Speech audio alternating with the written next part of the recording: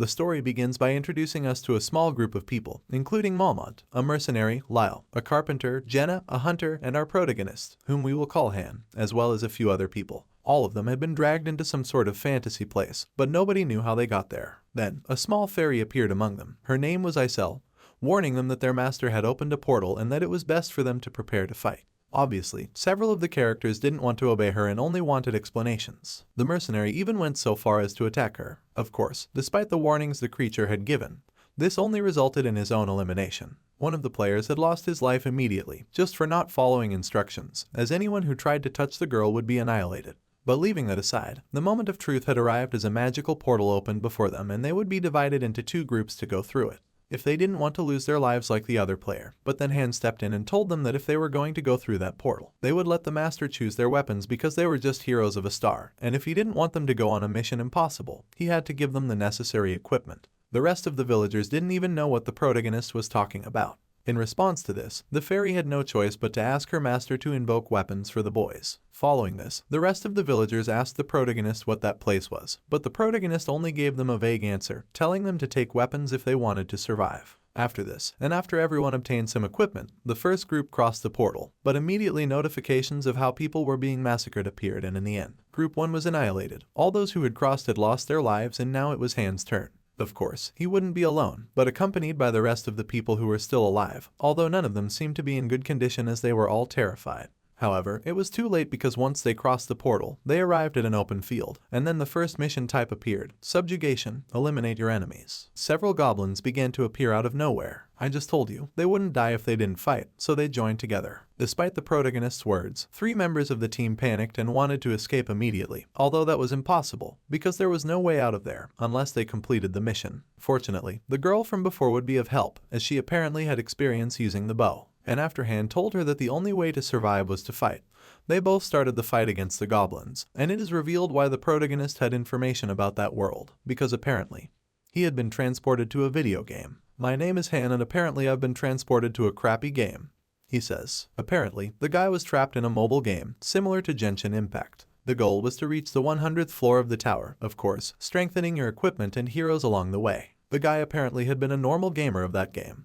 The exciting thing about the game was the degree of difficulty it had, as everything was about strategy, and even if you lost a character that you had invested time in, you would never get it back. But that's not the important thing. The important thing is that while the guy had been playing as usual, he had found a strange entity in the high levels and had been directly transported into the game. Welcome to the world of Pick Me Up. Do you want to start the tutorial? Upon completing it, you will receive a predetermined reward. After the small welcome, the boy appeared in a strange town that was under attack. The tutorial mission is to defeat the goblins that invaded the city. Poor Han had no choice but to quickly process the information as the battle immediately began.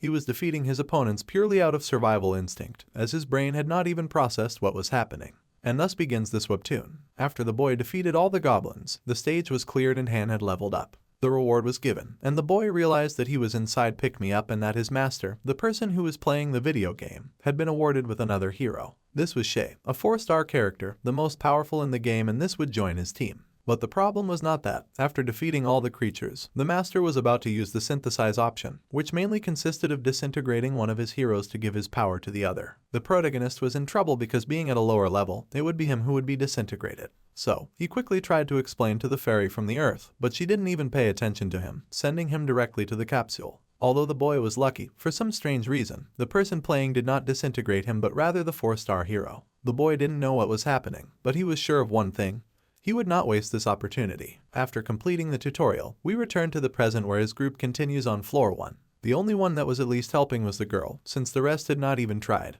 But that did not matter to the boy. The only thing he wanted was to survive and make the monster that had captured him see that he had messed with the wrong person. And so, after a while of battle, they managed to complete floor 1. The only survivors were him and the girl. Obviously, the guy was devastated. Are you having fun? It seems the guy was not a normal player, but rather the 5th ranked in the world, better known as Loki. Look at me survive until the end. I decided to accept it. Whining is for children. This is the world of Pick Me Up and I was summoned as a 1-star hero. They reveal that in that world, there are 2 ways to die, one by falling in battle and the other by being synthesized. So the boy knew that he had to get strong as soon as possible because in that world, 1-star heroes are practically useless, and if he didn't want to be synthesized, he had to evolve quickly. That's why he began to train his body both physically and mentally. He was getting very strong. Meanwhile, the girl from before approached him to put herself under his orders, since she knew that only by staying by his side could she survive. This seemed to come in handy for the protagonist as he needed allies with talent, and apparently Jenna had a lot of that in her archery. "I'll help you," she said. After that, the boy explained to her that to get out of this place, they had to complete 100 floors, but they wouldn't do it alone, as a kind of god would be summoning people to help them.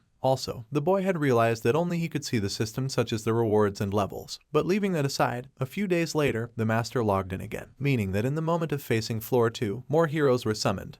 Or rather, normal people, who didn't know what the hell was happening. Jenna quickly told them to prepare as the battle would begin. They obviously had the normal reaction, they just wanted to go back home. Nevertheless, they were immediately sent to floor 2, where this time, they would not only have to fight goblins, but also fierce wolves. The new characters panicked, as did another group. Even Jenna was in that state.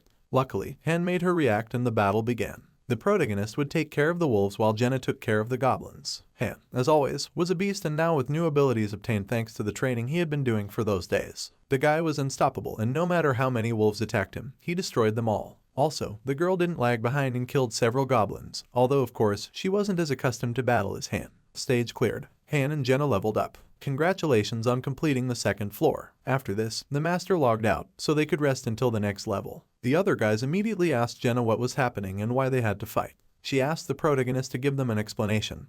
But why would he help those useless people if they were going to lose soon? However, that didn't please one of them, who wanted to confront him. But as we know, the protagonist gave him a beating for daring to touch him while they were putting their lives on the line. "You guys weren't doing anything behind us." After those cold words, days continued to pass. The protagonist continued to train daily.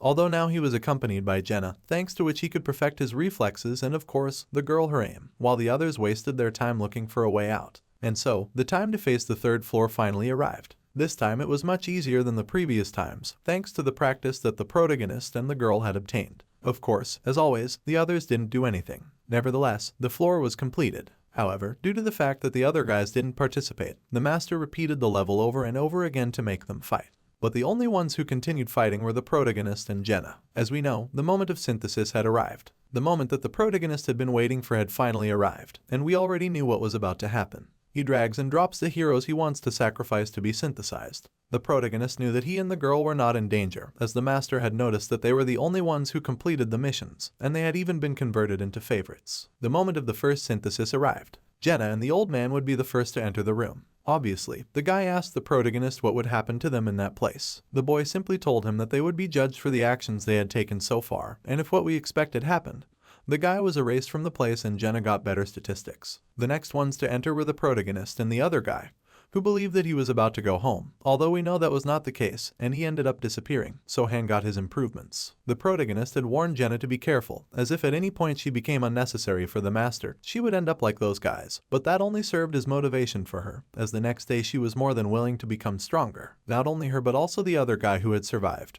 Now knowing what would happen if he did not act, wanted to be whatever was necessary. For this reason, he began serious training with Han. In this last one, he was not gentle with him because he did not want any obstacles on the battlefield. But after giving him a beating, he advised him that if he had loved ones for whom to survive, he should return. He said yes, leaving that aside. After this, the protagonist asked the fairy if the advice she was giving the master had been taken from the game's strategic forum, and yes, the fairy apparently was a fan of browsing the internet, and also a loyal admirer of a very famous player who, in fact, had been the creator of the forum for players. His name was Loki. The reason why she liked that player was because he made the impossible possible. But then the protagonist revealed that, "I'm sorry for you, but it seems there will be no more advice on the forum because I am Loki." And the boy proved it to her by giving her the password of his email. So the fairy had no doubt that he was the player she admired so much. She even ended up asking him for an autograph, although she was worried about what would happen with her salon account, which had been built by investing a lot of time, in addition to the troops she controlled. But that now the boy did not care about at all.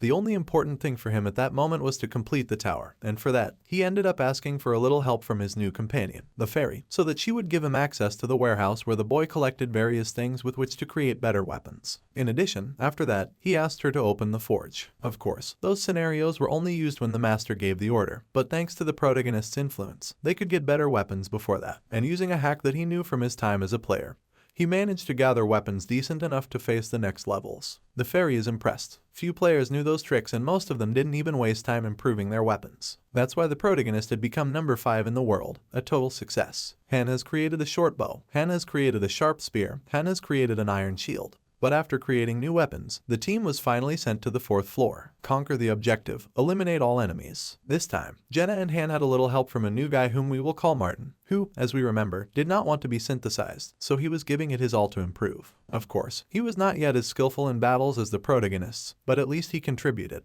The stage was cleared. The boys had managed to clear a new floor. Still, Martin was a bit disappointed for not having been able to contribute more, but the master thought differently, and even ended up converting him into a favorite, along with Jenna and the protagonists. But leaving all that aside, due to all the floors they had managed to complete, the facilities inhabited by the heroes were improved. Now they had better housing, in addition to a restaurant, and better training and forge buildings. In addition to this, the master has started 10 invocations. Yes, new visitors are about to arrive at the place. As always, they were simple villagers. They didn't even know where they had arrived. Silence. I'm not going to explain things to you now. Survive on your own. I'll explain everything only to those who survive. But before the new heroes were sent through the portal, the fairy asked if among them there was a blacksmith or a cook, so that they wouldn't have to fight. The protagonist explained to Jenna that not all heroes would be used in battle. Some would have other tasks to improve their equipment, and these wouldn't have to put their lives at risk. Of course, after that, the others would be sent to lower floors to see which ones would be useful and which ones would just be a waste of provisions. And he was right, because the new ones were divided into 2 groups to visit the 1st floor. After that, the first group had to cross the portal,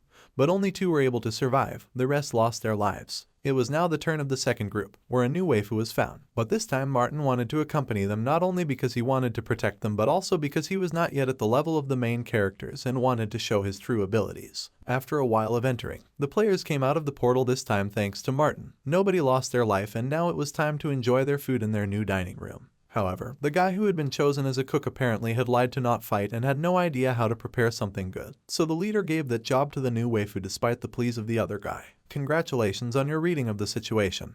But if you wanted to lie, you shouldn't have done it in something where you wouldn't get caught. This will be the last time I overlook this, and well, after the girl had prepared decent food this time, he explained how the place worked and that Chloe the waifu cook and another guy who knew carpentry would not have to fight, but the others would have to. Despite the advice that Han had given them, the next day only 3 guys showed up for training. The rest had decided to look for an exit and so the days continued to pass and another group of 10 people were summoned. This time the protagonist did not need to guide them because they were guided by their new subordinates. Yet something worried Jenna. Why the master still had not sent them to the 5th floor, and Han took it upon himself to explain that every 5 floors the difficulty increased greatly, because the number 5 equaled to a hell according to him. Very few could survive that. He wasn't even sure 100% if he would be able to continue living. The teacher continued sending his players to floor 4, although this time the protagonist and Jenna only had to observe because the ones who needed training were the new recruits because only then would they be ready to face the highly anticipated floor 5. And so the days continued passing and the new recruits seemed quite promising because unlike the others, they seemed very enthusiastic at the time of battle. Additionally, 2 members for the support team had been summoned, who were responsible for helping the carpenter and blacksmith to provide better equipment for the vanguard team. And by the way, when the time for synthesis came, only 3 types were sacrificed, which had not helped practically at all. Among them, the type that had lied about being a cook. But leaving that aside, now the moment we had been waiting for arrived.